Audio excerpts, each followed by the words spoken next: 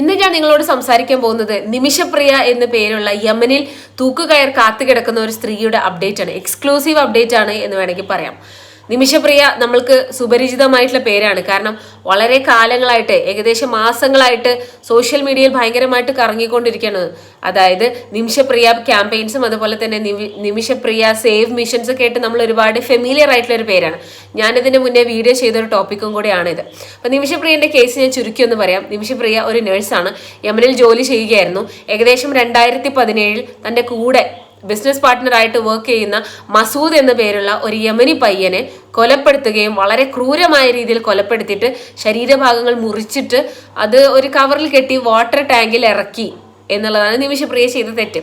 ഇത് ചെയ്തത് വേറൊരു കൂട്ടുകാരിയുടെ കൂടെ ചേർന്നിട്ടായിരുന്നു. അതിനുശേഷം നിമിഷപ്രിയ ആ ഒരു സ്ഥലത്ത് നിന്ന് താമസം മാറി കുറച്ച് ദൂരെയുള്ള ഒരു ക്ലിനിക്കിൽ വർക്ക് ചെയ്യാൻ തുടങ്ങി. പിന്നീട് ഈ മസൂദിന് വേണ്ടിയിട്ടുള്ള തെരച്ചിലിനൊടുവിലാണ് ഇയാളെ വാട്ടർ ടാങ്കിൽ നിന്ന് കണ്ടുപിടിക്കുന്നത്. അങ്ങനെ 2020 വരെ കേസ് നീണ്ടു നിന്നു. 2020 നിമിഷപ്രിയ തെറ്റുകാരിയാണെന്ന് തെളിയുകയും അതുപോലെ തന്നെ നിമിഷപ്രിയക്ക് ഇനി മോചനമില്ല എന്നുള്ള രീതിയിൽ അവളെ ക്യാപിറ്റൽ പണിഷ്മെന്റ്, അതല്ലാന്നുണ്ടെങ്കിൽ തൂക്കുകയറിന് വിധിക്കുകയും ചെയ്തു. അപ്പം ഇപ്പൊ ഏകദേശം 6-7 വർഷമായിട്ട് നിമിഷപ്രിയ യമനിലെ ജയിലിനകത്ത് ദയ കാത്ത് കിടക്കുകയാണ്. നിമിഷപ്രിയ അത് ചെയ്യാൻ അവൾ പറയുന്ന റീസൺസ് ഒരുപാടുണ്ട്. അവൾ പറയുന്നത് എന്താണെന്ന് വെച്ചാൽ, ഈ മസൂദ് അവളുടെ സിഗ്നേച്ചർ മോർ ചെയ്തിട്ട്, അതായത് എന്തൊക്കെയോ കള്ളത്തരങ്ങൾ കാണിച്ചതിന് ശേഷം അത് അവൻ്റെ പേരിലേക്ക് ക്ലിനിക്ക് ആക്കാൻ വേണ്ടി ശ്രമിച്ചു. അതുപോലെ തന്നെ ഇവളെ ഭയങ്കരമായിട്ട് ഹരാസ് ചെയ്യുകയുണ്ടായിരുന്നു. അങ്ങനെ ഗതി കെട്ടിട്ടാണ് ഞാനിത് ചെയ്തത് എന്നൊക്കെ നിമിഷപ്രിയ പറയുന്നുണ്ട്. പക്ഷെ എങ്കിൽ കൂടെ എന്തൊക്കെ തന്നെ ചെയ്തു കഴിഞ്ഞാൽ ഒരു മനുഷ്യന്റെ ജീവൻ എടുക്കാനുള്ള ഒരു അവകാശം ദൈവം ആർക്കും കൊടുത്തിട്ടില്ല. അപ്പൊ അതും യമൻ പോലെയുള്ള ഇസ്ലാമിക് ലോസ്, ഇസ്ലാമിക് നിയമങ്ങൾ അനുസരിക്കുന്ന അല്ലെങ്കിൽ ഇസ്ലാമിക് നിയമങ്ങൾ പാലിക്കുന്ന രാജ്യത്ത് ഇങ്ങനെ ചെയ്തു കഴിഞ്ഞാൽ കൊലയ്ക്ക് കൊല, അതല്ലെങ്കിൽ ജീവന് ജീവൻ എന്നുള്ളതാണ് അവിടത്തൊക്കെ പോളിസി. ഇത് അറിഞ്ഞിട്ടാണോ അറിയാതെയാണോ നിമിഷപ്രിയ ഇത് ചെയ്തതെന്ന് അറിഞ്ഞൂടാ. എന്തായാലും വളരെ വലിയൊരു കുഴിയിലേക്കാണ് നിമിഷപ്രിയ വീണിട്ടുള്ളത്. പിന്നെ എന്താ പറയാ, അവരുടെ ഫാമിലി, അതായത് മസൂദിന്റെ ഫാമിലി ആദ്യം ഒന്ന് ബ്ലഡ് മണിക്ക്, അതായത് ദിയാദനത്തിന് അവർ റെഡി അല്ലായിരുന്നു. പ്രത്യേകിച്ച് മസൂദിന്റെ ഉമ്മയൊക്കെ ഭയങ്കര സ്ട്രിക്റ്റ് ആയിരുന്നു, സ്ട്രോങ് ആയിരുന്നു. അവർ ഈ ദിയാദനത്തിന് റെഡി അല്ലായിരുന്നു. പിന്നീട് സംഭവിച്ചത് എന്താണെന്ന് വെച്ചാൽ കുറേ മീറ്റിംഗ്സ് കാര്യങ്ങളെല്ലാം കൂടിയതിന് ശേഷം പിന്നെ അവരുടെ എന്തോ റെഡി ആയെന്ന് തോന്നുന്നു. അങ്ങനെ ഏകദേശം അവർ 3 കോടി രൂപയാണ് ചോദിച്ചിട്ടുള്ളത്. പിന്നെ ഏകദേശം ഒരു മാസത്തിന് മുന്നേ നമ്മുടെ നിമിഷപ്രിയയുടെ അമ്മ അവളെ കാണാൻ വേണ്ടിയിട്ട് യമനിലെ ജയിലിലേക്ക് പോവുകയുണ്ടായിരുന്നു. അപ്പം അവിടെ വളരെ വൈകാരികമായിട്ടുള്ള നിമിഷമായിരുന്നു. ഏകദേശം ഒരുപാട് മണിക്കൂർ, എനിക്ക് തോന്നുന്നു ഒരു പകല് മുഴുവൻ നിമിഷപ്രിയയുടെ കൂടെ സ്പെൻഡ് ചെയ്യാനും ഭക്ഷണം കഴിക്കാനും എല്ലാം അവർക്ക് സാധിക്കണ്ടായി. അവർ വളരെ നല്ല പോസിറ്റീവ് ഫീഡ്ബാക്കാണ് പറഞ്ഞത്. അതായത് യമനിലെ ജയിലിലേക്ക് ചെന്നപ്പോൾ ഭയങ്കരമായിട്ട് നല്ല രീതിയിലാണ് സ്വീകരിച്ചത്. അവിടെയുള്ള മറ്റുള്ള കുറ്റവാളികളാണെങ്കിൽ എല്ലാവരും നിമിഷപ്രിയയുടെ അമ്മയെ വളരെ സ്നേഹത്തോടു കൂടെ സ്വീകരിച്ചു. ജയിലധികാരികളാണെങ്കിലും വളരെ നല്ല രീതിയിൽ എന്നെ ട്രീറ്റ് ചെയ്തു എന്നൊക്കെ നിമിഷപ്രിയയുടെ അമ്മ തന്നെ ഇന്റർവ്യൂകളെല്ലാം പറയുന്നുണ്ട്. അത് കഴിഞ്ഞതിന് ശേഷം അവർ തിരിച്ച് നാട്ടിലേക്ക് എത്തി. പിന്നെ എന്താ പറയുക, അവര് മീഡിയക്ക് മുന്നിൽ വന്നിട്ട് ഒരുപാട് കാര്യങ്ങളൊക്കെ ഡിസ്ക്ലോസ് ചെയ്യണ്ടായിരുന്നു. അവർ പ്ലീഡ് ചെയ്യുന്നുണ്ടായിരുന്നു.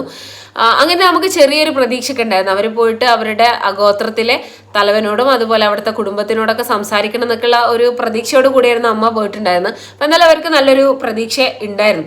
പക്ഷെ ഇപ്പൊ വരുന്ന ന്യൂസ് എന്താണെന്ന് വെച്ചാൽ, നിമിഷപ്രിയനെ 1 മാസത്തിനകത്ത് തൂക്കിലേറ്റും എന്നുള്ളതാണ്. 1 മാസത്തിനകത്ത് നിമിഷപ്രിയയെ തൂക്കിലേറ്റും. അതിനു മുന്നേ ദിയാദനം കൊടുക്കണം. അതിനവർ സമ്മതിക്കുമോ ഇല്ലയോ എന്നുള്ളത് വേറൊരു സൈഡിൽ കിടക്കുന്ന ഒരു കാര്യമാണ്. അപ്പം എന്തായാലും ഇത് ഭയങ്കരമായിട്ട് ന്യൂസ് സ്പ്രെഡ് ആയിക്കൊണ്ടിരിക്കുകയാണ്. നിമിഷപ്രിയയ്ക്ക് വേണ്ടിയിട്ട് ഒരു നിമിഷപ്രിയ ഇന്റർനാഷണൽ ആക്ഷൻ കമ്മിറ്റി എന്ന് പറഞ്ഞിട്ട് ഒരു കമ്മിറ്റി പോലും രൂപീകരിച്ചിട്ടുണ്ട്. ഇത് ഈ ഒരു ന്യൂസ് എക്സ്ക്ലൂസീവ് ആകാനുള്ള കാരണം ഇത് അധികം ആളുകളൊന്നും സംസാരിച്ചിട്ടില്ല. എനിക്ക് മാധ്യമത്തിൽ നിന്ന് കിട്ടിയിട്ടുള്ള ന്യൂസാണ്. അപ്പം ഞാനത് സൈഡിൽ കൊടുക്കുന്നുണ്ട്. മാധ്യമത്തിൽ വന്നിട്ടുള്ള ന്യൂസാണ്. അപ്പം എന്തായാലും ഇത് ഭയങ്കര എക്സ്ക്ലൂസീവ് ആയിട്ട് ഇപ്പോൾ പോയിക്കൊണ്ടിരിക്കുകയാണ്. കാരണം ആക്ഷൻ കമ്മിറ്റിയൊക്കെ രൂപീകരിച്ചു. അവർ പറയുന്നത് എന്താണെന്ന് വെച്ചാൽ 3 കോടി രൂപ സ്വരൂപിക്കാൻ ഏകദേശം 60,000 ആളുകൾ 500 രൂപ വീതം പേ ചെയ്താൽ, 500 രൂപ വീതം കൊടുത്താൽ തന്നെ ആ ഒരു 3 കോടിയിലേക്ക് എത്തും എന്ന് അവർ പറയുന്നുണ്ട്. അപ്പം എത്ര പേര് ഇത് കൊടുക്കില്ല എന്നുള്ള കാര്യം നമുക്കറിയില്ല. അപ്പോൾ ഞാൻ ഇതിന് മുന്നത്തെ വീഡിയോ ചെയ്ത സമയത്ത് എന്താണ് താത്ത നിങ്ങൾക്ക് തീരെ കഥയില്ല, ഇവർ ശരിക്കും കൊന്നതല്ലേ, ഇവർക്ക് വേണ്ടിയിട്ട് വാദിക്കണോ എന്നൊക്കെ ചോദിച്ചിട്ട് ഒരുപാട് നെഗറ്റീവ് കമന്റ്സ് വന്നിട്ടുണ്ടായിരുന്നു. അപ്പം ഇത് ആക്ച്വലി ഈ ഒരു കേസിനെ ഏത് രീതിയിൽ വേണമെങ്കിലും നമുക്ക് എടുക്കാം. നിമിഷപ്രിയനെ സപ്പോർട്ട് ചെയ്യുന്ന രീതിയിൽ നമുക്ക് എടുക്കാം. അതല്ലാന്നുണ്ടെങ്കിൽ നിമിഷപ്രിയ ചെയ്തത് വലിയൊരു ബാധകമാണ്, അവൾ മാപ്പർഹിക്കുന്നില്ല എന്നുള്ള രീതിയിലും വേണമെന്നുണ്ടെങ്കിൽ നമുക്കിത് എടുക്കാം. പക്ഷേ നമുക്കിതൊരു ജെന്വിൻ കേസായിട്ട് ഫീൽ ചെയ്യുകയാണെങ്കിൽ ഡെഫിനറ്റ്ലി നമുക്ക് നിമിഷപ്രിയനെ സേവ് ചെയ്യാനായിട്ട് ശ്രമിക്കാം. അപ്പൊ ഇത് ജെന്വിൻ കേസ് ആണോ എന്ന് വെച്ച് കഴിഞ്ഞാൽ ഇവർ ബ്ലഡ് മണി ചോദിക്കുന്നുണ്ടല്ലോ, ഫ്രീ ആയിട്ടല്ല നമ്മുടെ നിമിഷപ്രിയനെ വിടുന്നത്. അവളിപ്പോൾ ഏകദേശം 5-6 വർഷം അല്ലെങ്കിൽ 6-7 വർഷം അവൾ ജയിലിനകത്ത് അനുഭവിക്കാനുള്ള ഒരുപാട് കാര്യങ്ങൾ അവൾ അനുഭവിച്ചു.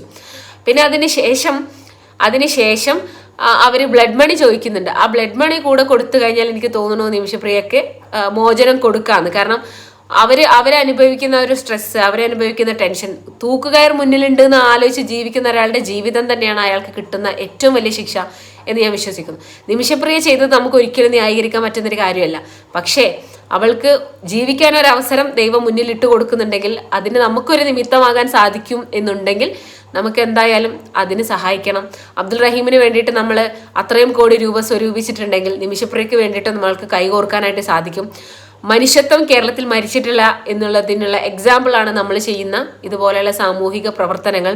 നമ്മൾ ആർക്കെങ്കിലും എന്തെങ്കിലും കൊടുത്തു കഴിഞ്ഞാൽ തിരിച്ചിരട്ടിയായിട്ട് ദൈവം നമ്മൾ അറിയാത്ത രീതിയിൽ നമ്മളിലേക്ക് അത് തിരിച്ചു വരും. ആ ഒരു ബോധ്യം നമുക്ക് ഉണ്ടാവുക. നിമിഷപ്രിയ എൻ്റെ ഒരു അറിവ് ശരിയാണെങ്കിൽ അവൾ ഒരു അമ്മയാണ്, ഒരു കുട്ടിയുടെ മാതാവാണെന്ന് തോന്നുന്നു. അപ്പോൾ ആ ഒരു കുട്ടിക്ക് അമ്മനെ തിരിച്ചു കിട്ടാൻ നമ്മൾക്ക് സഹായിക്കാൻ കഴിയുമെന്നുണ്ടെങ്കിൽ അത് ചെയ്യുന്നത് തന്നെയായിരിക്കും ഏറ്റവും വലിയ പുണ്യമെന്ന് ഞാൻ വിശ്വസിക്കുന്നു. അപ്പം ഇതിൻ്റെ ഡീറ്റെയിൽസ്, അതായത് നിമിഷപ്രിയ ഇന്റർനാഷണൽ ആക്ഷൻ കമ്മിറ്റി അവരുടെ ബാങ്ക് ഡീറ്റെയിൽസ് എല്ലാം ഞാൻ എന്തായാലും ഇതിൻ്റെ താഴെ മാധ്യമം എന്ന് പറഞ്ഞ ഇതിൻ്റെ ലിങ്ക് കൊടുക്കുന്നുണ്ട്. അപ്പോൾ അതിൽ നിന്ന് നിങ്ങൾക്ക് ജെന്വിൻ ആയിട്ട്, അതായത് ജെന്വിൻ സോഴ്സിൽ നിന്നെല്ലാം തന്നെ നിങ്ങൾക്ക് എടുത്തിട്ട് അതിനകത്തേക്ക് പേയ്മെൻറ്റ് ട്രാൻസ്ഫർ ചെയ്യാവുന്നതാണ്. അപ്പം കൂടുതൽ അപ്ഡേറ്റ്സ് ഇതുമായിട്ട് പിന്നീട് വരാം. അപ്പം നിങ്ങൾക്ക് എന്താണ് ഇതിനെക്കുറിച്ച് പറയാനുള്ളതെന്ന് താഴെ കമൻറ്റ് ചെയ്യൂ. നമുക്ക് അടുത്ത വീഡിയോയിൽ വീണ്ടും കാണാം. Till then bye, take care.